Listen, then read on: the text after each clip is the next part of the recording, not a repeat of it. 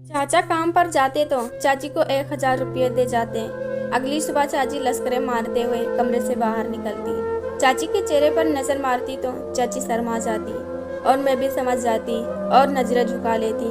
एक रोज उस 1,000 रुपये की खातिर चाची के कपड़े पहनकर कमरे की बत्ती गुल कर दी। उस रात मेरे होश उड़ गए जब चाची अपने शहर में टहल रही थी। मैं अपने मुंडेर पर खड़ी उन्हें टुकुर टुकुर देख रही थी। चाची की नज़र मुझ पर पड़ी तो शर्मा कर नखरे दिखाने लगी। मैंने आह भरकर उसके गुरु को देखा तो उसकी चमक दमक बता रही थी कि उन्हें अपनी ज़िंदगी में सब कुछ मिला है। मैंने झूठ बोलकर चाची को पुकारा और कहा कि चाची आपको अम्मा ने बात करने के लिए बुलाया है। मेरी बात पर वो चौंक गई और सर हिलाकर हमारे घर चली आई। मैं जानती थी कि हमारी खुशमिजाज ही पर चाची का भरम रह जाएगा और वही हुआ। चाची के जाने पर उनका अच्छे से इस्तकबाल किया और बैठकर उनसे बातें करने लगी। मैंने अपने किचन से दूध की पैकेट निकाली और चाय बनाने लगी। मेरे हाथ में एक शीशी दवाई थी और मैंने आराम से उस शीशी से 2 गोलियां निकालकर चाय में डाल दी। मेरे अंदर की बेबसी यह सब करने पर मुझे मजबूर कर रही थी। चाय लेकर चाची को दे दिया। चाची अम्मा को बात कर रही थी। जो जोड़ा उन्होंने पहन रखा है कल ही चाचा ने उन्हें ला कर दिया है, वह भी रेडीमेड। चाची ने बातों के दौरान ही मेरे हाथ से चाय का गिलास लिया, मगर चाची ने जैसे ही चाय पिया उनका सर बुरी तरह से चकराने लगा। अम्मा घबराने लगी और मैं चाची को जल्दी सहारा देकर उन्हें अपने कमरे में ले गई और अपने जगह पर लिटा दिया। मैंने कहा अम्मा से कि लगता है चाची की बीपी लो हो गई है, थोड़ी देर में ठीक हो जाएगी। मेरी अम्मा सीधी सादी थी और मेरी बातों पर यकीन करके अम्मा बाहर काम करने के लिए चली गई। मैंने जल्दी से खुद चाची के कपड़े बदले और चाची के कपड़े पहन लिए। उन्होंने अपने पुराने कपड़े पहना दिए। उनके बाद अम्मा की नज़रों से छिपा कर मैं चाचा के कमरे में जा पहुंची। मैं चाचा के सामने दुपट्टा ओढ़े बहाने से वहाँ टहल रही थी। मामूल के मुताबिक चाचा ने जब चाची को पुकारा तो मेरा दिल धड़कने लगा। मुझे पकड़ जाने का भी डर था। मैंने सबसे पहले लालटेन की बत्ती गुल की। हमारे गांव में अभी तक बिजली नहीं थी, इसलिए लालटेन ही जलते थे। मैं चाचा के पास पहुंची तो उन्होंने मुझे 1,000 रुपये थमाए और मेरी कलाई थाम ली। मेरे तो होश ही उड़ गए। चाचा मैं अपने माँ बाप की इकलौती ही बेटी थी। मुझसे छोटे 2 भाई थे। हम ज़्यादा खाते पीते घराने से नहीं थे, इतने गरीब भी नहीं थे। हमारी ज़िंदगी अच्छी गुजर रही थी, मगर एक रोज़ हमारे अब्बू का हार्ट अटैक से इंतकाल हो गया। हमारे घर पर कयामत टूट पड़ी। अब्बा क्या गए, हमारी खुशियाँ ही खत्म हो गई थी। कुछ दिन तो शौक में गुजर गए। हमारी अम्मी अकेले बिल्कुल टूट गई थी। ऐसे वक्त में हमें और हमारे भाइयों को चाचा ने संभाला और बहुत प्यार दिया। चाचा अम्मी की बहुत इज्जत करते थे, भाभी की जगह माँ समझते थे। अम्मी भी चाचा को देवर की जगह बेटा ही समझते थे। अम्मा की तबीयत कुछ ठीक हुई तो हम बहन भाइयों का माहौल बदलने के लिए चाचा का रिश्ता अपने किसी पहचान वाले के यहाँ तय कर दिया। कुछ दिन बाद शादी की तारीख तय कर दी गई। हम सब भी बहुत खुश हुए। चाची की शादी हुई तो हम सब दंग रह गए। चाची बहुत खूबसूरत लड़की थी। हुस्न के साथ साथ उनमें नजाकत भी बहुत ज़्यादा थी। हम इतनी खूबसूरत चाची पाकर बहुत खुश थे और हमसे ज़्यादा तो खुश चाचा थे। लेकिन हमारी चाची जितनी खूबसूरत और नखरीली थी उतनी ही घमंडी भी थी। चाचा जो सारा खर्चा पहले माँ समझकर अपनी भाभी यानी हमारी अम्मा को देते थे, शादी के 1 माह बाद ही सारा खर्चा चाची के हाथ में जाने लगा। अब अम्मी को हमारी और अपनी ज़रूरत के लिए चाचा से पैसे मांगने पड़ते थे। मुझे उस वक्त बहुत हैरानी होती थी जब चाची अम्मा से एक एक पैसे का हिसाब मांगने लगती थी। मेरी अम्मी एक खुददार औरत थी और इसलिए खुद से सिलाई शुरू कर दी थी। फिर चाचा के दिल में न जाने क्या आया, उन्होंने माँ को हर माह 1,000 दे दिया करते थे। बात यहीं तक नहीं थी, चाची ने फिर धीरे धीरे अपना खाना पीना भी अलग कर लिया कि भाभी आप जो खाना खाती हैं वह हम नहीं खाते और शहरियार आपको खर्चा तो अलग से देते हैं ना, क्या आप खाना अलग से पका लिया करें। मेरी माँ आज तक चाची के रवैये पर उफ तक नहीं किया था, बस हर हाल में हंसती मुस्कुराती रहती और हमारा खाना भी अलग हो गया था। अब तो चाची के खर्चे अमीरों वाले हो गए थे। रोज़ उनके यहाँ अच्छा अच्छा खाना बनता और हम लोग कभी दही कभी चटनी के साथ खाना खाते, क्योंकि जो खर्चे चाचा देते थे वह स्कूल की फीस और माँ की इलाज में ही खत्म हो जाते थे। इसलिए अम्मा की सिलाई से जो पैसा बचता हम उसे सिर्फ रोटी को पानी में भिगोकर ही खा सकते थे। चाची और रोज़ नए नए कपड़े पहनती और चाचा उन पर फिदा होते। चाचा सारा पैसा चाची के हाथ में रखते तो चाची और भी अपना रंग रूप निखार कर चाचा को अपने बस में रखती। शादी के कुछ महीनों बाद ही चाचा ने हमारे घर के बीच में एक दीवार खड़ी कर दी और अम्मी से कहा कि चाची के घर वालों का आना जाना लगा रहता है तो बच्चे तंग होना अम्मा कोई एतराज़ नहीं था। दोनों के घर आमने सामने थे, इसलिए हम खुश होकर के कहा कि शायद चाचा ने ठीक ही कहा है। मगर वह दीवार उठते ही चाचा ने हमारे घर आना जाना कम कर दिया था।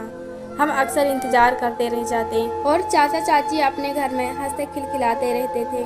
फिर चाचा ने वो 1000 भी बंद कर दिए। हमारे घर में जो खाना पीना था वो कम होता गया। अम्मा थोड़े पैसे जमा किए हुए रखे थे, उससे हमारे घर का खर्चा चल रहा था। मगर वह पैसे कब तक चलते? एक अकेली औरत भला कैसे बच्चों को पाल सकती थी? छोटे भाई भी स्कूल जाते थे और उनका भी खर्च अवसर पर आ गया था। मैं चाचा के इस रवैये से बेहद नाराज थी और अम्मी से लड़ती कि अपना सारा पैसा चाचा की शादी में खर्च करके तुमने अपनी औलाद का हक मारा है। जिन खेतों में चाचा काम कर रहे हैं वहाँ अब्बा के हिस्से की भी ज़मीन है, तो फिर आप चाचा से अपना हिस्सा क्यों नहीं मांगती हैं? अम्मा को गलत फहमी थी कि चाचा हमारा ख्याल रखेंगे। उसमें कोई शक नहीं था कि चाचा अपने भाई के बच्चों से बेहद प्यार करता था। मगर अब उसे एक खूबसूरत बीवी मिल चुकी थी जिसकी चकाचौंध ने आसपास की चीज़ों को मात दे दी थी। अम्मा चुपचाप रहती और अपनी पुरानी सिलाई मशीन पर फिर से काम करने लग गई। मोहल्ले की औरतों से भी कपड़े सिलवाने को कह दिया था। ज़्यादा कपड़े सिलती, लेकिन चाचा से अपने हक के लिए कभी ना कहती कि कहीं चाचा नाराज़ हो जाएं। मैं जानती थी कि अम्मी ज़्यादा अच्छी सिलाई नहीं कर पाती थी। शुरू में तो हमदर्दी के लिए लोग सिलवा लेते थे, मगर फिर वो अभी आना बंद हो गए थे। अब्बा की ज़िंदगी में तो कभी यह नौबत ही नहीं आई थी कि अम्मा को काम करना पड़े। अम्मा तो बस जैसे तैसे घर के कपड़े सिलाई करने तक ही सीखी हुई थी। अम्मा फिर से पुराने रुपये निकाल कर अच्छी सिलाई करने की कोशिश करने लगी थी। घर में अक्सर पतली दाल और रोटियां ही बनती थी क्योंकि राशन खत्म हो चुका था और हम बहन भाइयों को यह इंतजार रहता था कि कोई कपड़े आकर सिलवा लें ताकि हम कुछ अच्छा खा पी सकें। आखिर काफ़ी इंतजार करने के बाद एक रोज़ हमारे गांव और मोहल्ले वाली कपड़े सिलाने के लिए आ गई। हम बहन भाई बहुत खुश थे। उसने 2 जोड़ी कपड़े सिलाई के लिए दिए थे। अम्मा ने बहुत मेहनत करके 2 जोड़ी कपड़े सिले थे, मगर बहुत मेहनत करने के बावजूद सिलाई में सफाई नहीं आई थी। मोहल्ले की उस औरत ने कपड़े देखे तो अम्मा को अच्छी खासी सुनाई। सिलाई के पैसे एहसान बताकर दे गई। फिर उसके बाद हमारे घर पर कोई भी औरत सिलाई कराने नहीं आई। मैं अपने हालात से बहुत तंग आ चुकी थी और अक्सर अपने छत से खड़ी होकर चाची को देखती रहती थी, जो इतना खाती पीती थी और हर वक्त उनके घर से अच्छे खाने की खुशबू आती रहती थी। रोज़ वहाँ खड़े होकर पता चला कि हमारे चाचा और चाची की ज़िंदगी हमसे बहुत अच्छी गुजर रही है। उनके घर में हालात तंग नहीं थे और ना ही कोई दूसरी परेशानी थी। चाचा हमें बिल्कुल भी भूल गए थे। हमारे घर में राशन पानी होने के बावजूद रोजाना काम पर जाते हुए चाची को अलग से 1000 रुपये दे जाते थे। चाची नई नवेली दुल्हन की तरह चमक दमक कर रहती थी। चाची की नज़र कभी मुझ पर पड़ती तो वह शर्मा जाती और अपने बन ठन कर रहने पर इतराने लगती। हमारे घर पर मुसीबत आ चुकी थी। खाना अब 3 वक्त से 2 वक्त पर आ चुका था। कभी कभी मुझे लगता था जैसे वह मुझे चिढ़ा रही हो। मैं अंदर ही अंदर चाची से नफरत करने लगी थी। वह जितना प्यारी थी उतना ही अंदर से कठोर थी। उसने हमसे मोहब्बत करने वाले चाचा को हमसे दूर कर दिया था। मैं अपने और चाचा के घर के मुआयना ही करती रहती थी। घर में दोनों छोटे भाई एक कोने में बैठे रहते थे और अम्मा भी खोई खोई से रहने लगी थी। जिस चाचा ने हमें बाप का सतमा बोलने में मदद की थी, उसी चाचा ने हमें ऐसे मोड़ पर लाकर खड़ा कर दिया था कि हम हर वक्त अपने बाप की याद में आंसू ही बहाते रहते थे। हमारे घर में तंगी और मुसीबत बढ़ती जा रही थी। हमारा स्कूल तो पहले ही बंद था, मगर अब फीस जमा ना करने की वजह से हमारे भाइयों का भी स्कूल बंद हो गया था। और फिर घर में खाना 2 वक्त से 1 वक्त हुआ और फिर घर में खाना ही खत्म हो गया। किचन में खाने पीने का सारा सामान खत्म हो चुका था। सिर्फ दूध की एक आखिरी पैकेट ही बची थी जिसे हम चाय बनाकर पी लेते थे। यह सब देखकर हमें उन 1000 रुपये का ख्याल आया जो चाचा रोज चाची को देकर जाते थे। अगर वह 1000 रुपये हमें मिल जाते तो कुछ दिन के लिए खाने पीने का काम चल जाता। अम्मा से मैं बोल बोल कर थक चुकी थी कि वह चाचा से अब्बा के हिस्से की ज़मीन मांगे। ना ही अम्मा चाचा को से कुछ कहती और ना ही मुझे कुछ कहने देती थी। इसलिए हमने कुछ सोचा कि जब चाचा को हमारा ख्याल ही नहीं है तो हम भी कुछ बेईमानी कर ही लेते हैं, क्योंकि अब भूख बर्दाश्त नहीं होती थी। ये अगर सीधी उंगली से न निकले तो उंगली को टेढ़ी करना ही पड़ती है। मुझे चाचा से वह 1000 रुपये लेने थे, चाहे उसके लिए कुछ भी करना पड़ता। और फिर एक दिन मैंने वह काम करने का फैसला लिया जिसके बारे में मैं कभी सोच भी नहीं सकती थी। पेट की आग इंसान से क्या कुछ नहीं करवा लेती है। मैंने अपने आप को देखा था, मैं अपने बाप जैसे चाचा को धोखा दे रही थी। 1000 रुपये के लिए, जो शायद उनकी नज़र में कुछ भी नहीं था। मेरे लिए ये लाचार ज़िंदगी बचाने का जरिया बन रहा था। मैं मौके की तलाश में थी कि कैसे चाचा से वह पैसे लूं। पहले तो मैंने चाची के पैसे चुराने के लिए सोचे। जब चाची बाथरूम में नहाने के लिए गई तो मैं उसका सारा कमरा जान लेती, लेकिन मेरे समझ में नहीं आता था कि आखिर चाचा ने पैसा दिया तो चाची वह पैसे कहाँ रखती है। मुझे 1 रुपया भी कहीं से नहीं मिला था। थक हार कर आखिर मैंने चोरी का इरादा छोड़ दिया और एक बहुत सख्त फैसला किया। ऐसा फैसला जो मुझे मेरी नज़रों में गिरा जाता, लेकिन मैं अपने जिद पर कायम थी। मैं चाची बनकर चाचा के कमरे में जाने को तैयार थी, क्योंकि चाचा चाची के हाथ में रोजाना 1000 रुपये देते थे। लेकिन इसके लिए मुझे चाची को एक तरफ करना था, और वह मैंने यूँ किया कि सुबह जब चाचा काम पर जाने के लिए तैयारी कर रहे थे तो मैंने सहन से टहल रही थी। चाची को अम्मा का झूठा पैगाम देकर उन्हें अपने घर बुला लिया। चाची को देख अम्मा खुश हो गई और बगैर कोई सिकवा गिला किए चाची से बातें करने लग गई। मैं पहले ही नींद की गोलियां मंगवा कर छिपा चुकी थी। चाय बनाते हुए मैंने वह गोलियां चाय में मिला दी और चाय लेकर चाची को पकड़ा दी। मैंने बहुत खतरनाक कदम उठाया था। अगर चाची को कुछ हो जाता तो मुझे कोई भी माफ़ ना करता, लेकिन मैंने अपने छोटे भाइयों के लिए नतीजे का बगैर कोई परवाह किए यह सब कुछ किया था। चाची पर दवा ने असर किया तो मैं उन्हें अपने कमरे में ले गई। अम्मा काम करने के लिए बाहर चली गई और अब मेरा काम आसान हो रहा था और मैं चाची के कपड़े बदलकर अब चाचा के पास पहुंच चुकी थी। मगर मैं वहां नहीं जानती थी कि मेरे साथ क्या होने वाला है। वहां जो हुआ उसके बाद तो मेरी सारी होशियारी भाप बनकर हवा में उड़ गई। अब मेरे होश उड़ गए जब चाचा ने मुझे अपने पास बुलाया और 1000 रुपये मेरे हाथ में दिए और अचानक मेरी कलाई पकड़कर मुझसे कहा कि यह पर्दा मुझसे क्यों किया है और इतनी जल्दी लालटेन की बत्ती क्यों गुल कर दी है।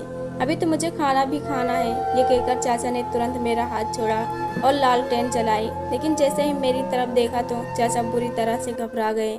मैं भी हैरान हो गई थी। मैंने तो यह सोचा भी नहीं था कि चाचा को चाची का यूं मुँह छिपाना अजीब लग जा सकता है, जबकि दूसरी तरफ मेरे चाचा मेरी कलाई पकड़ते हुए कुछ चौंक से गए थे।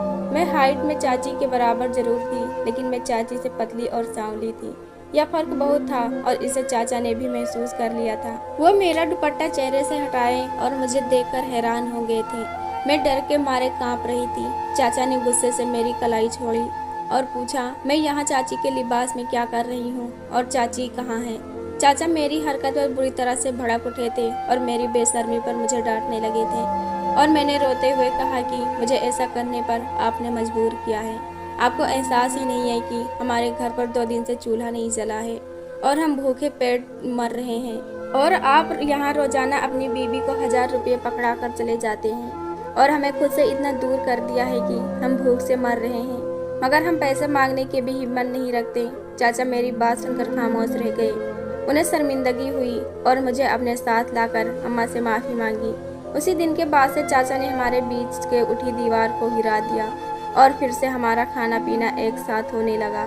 मुझे मेरी हिम्मत ने सहारा दिया था, लेकिन आज भी चाचा और चाची के सामने पड़ जाने से मैं शर्मिंदा हो जाती हूँ। दोस्तों, यह कहानी कैसी लगी कमेंट बॉक्स में ज़रूर बताएं। वीडियो को लाइक करो, चैनल को सब्सक्राइब करो। हम ऐसी कहानी आपके लिए लाते रहेंगे। धन्यवाद।